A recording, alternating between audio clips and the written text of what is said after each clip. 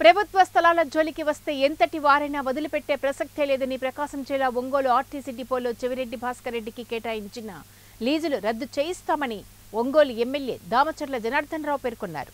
Ongole RTC బస్టాండ్లో ఆర్టీసీకి చెందిన విలువైన భూమిని గత వైసీపీ ప్రభుత్వంలో ఒంగోలు ఎంపీ అభ్యర్థి చెవిరెడ్డి భాస్కర్ రెడ్డికి చట్టానికి విరుద్ధంగా లీజు తీసుకున్న స్థలాన్ని జనసేన జిల్లా అధ్యక్షులు షేక్ రియాజ్తో ఒంగోలు ఎమ్మెల్యే దామచర్ల జనార్దన్ రావు పరిశీలించారు.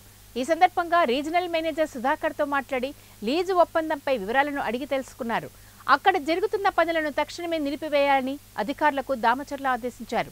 ఈ సందర్భంగా ఎమ్మెల్యే దామచర్ల మాట్లాడుతూ గత వైసీపీ ప్రభుత్వ హయాంలో ప్రైమ్ డివిజన్లో ఉన్న స్థలాలను అధికారులను బెదిరించి లీజుకు తీసుకున్నారని అన్నారు. వైసీపీ నాయకులు ఎంపీ అభ్యర్థి చెవిరెడ్డి భాస్కర్ రెడ్డి తన కుమారుడు హర్షిత్ రెడ్డికి చెందిన సిఎంఆర్ ఇన్ఫ్రా ప్రైవేట్ లిమిటెడ్ పేరుతో రాష్ట్రంలోని 17 ప్రాంతాలలో స్థలాలను అధికారులను బెదిరించి లీజుకు తీసుకున్నారని పేర్కొన్నారు. 2024 మార్చిలో స్థలాన్ని లీజుకు తీసుకుని 2.5 లక్షలు చెల్లించేలా ఒప్పందం చేసుకున్నారని అన్నారు.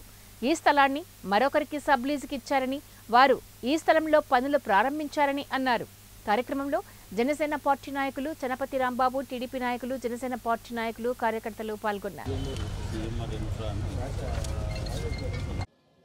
చెవిరెడ్డి భాస్కర్ రెడ్డి కొడుకు ఎన్నికల ముందు బయటికి రాకుండా ఆ రోజు అధికార మతంతో అధికారుల్ని బెదిరించి టెండర్లు పిలవకుండానే పిలిచామని చెప్పి ఈరోజు ఆర్టీసీ స్థలాలు ఈ విధంగా అతి తక్కువ ధరకి కోడ్ చేసి వాళ్ళు ఏ విధంగా ఆక్రమించుకుంటున్నారు అంటే చిత్తూరు జిల్లాలో ఏ విధంగా వాళ్ళు అక్రమ సంపాదన చేశారో అలాగే ప్రకాశం జిల్లాలో కూడా అక్రమంగా సంపాదించాలంటే ఇక్కడ చూస్తూ ఎవరు కూడా ఊరుకోరు.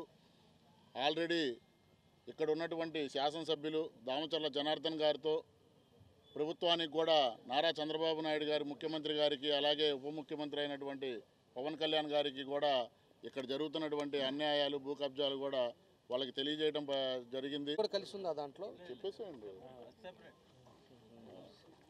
ఎక్కడెక్కడ ఇలాంటి అక్రమంగా ఎవరెవరుని బెదిరించి దౌర్జన్యంగా ఈ విధంగా కబ్జాలు చేశారో అవన్నిటిని కూడా వెలికి తీస్తాము, బయటికి తెస్తాము. ఇక మీదట ఎక్కడ కూడా ప్రభుత్వ ఆస్తులు కానీ ప్రజల ఆస్తులకు కానీ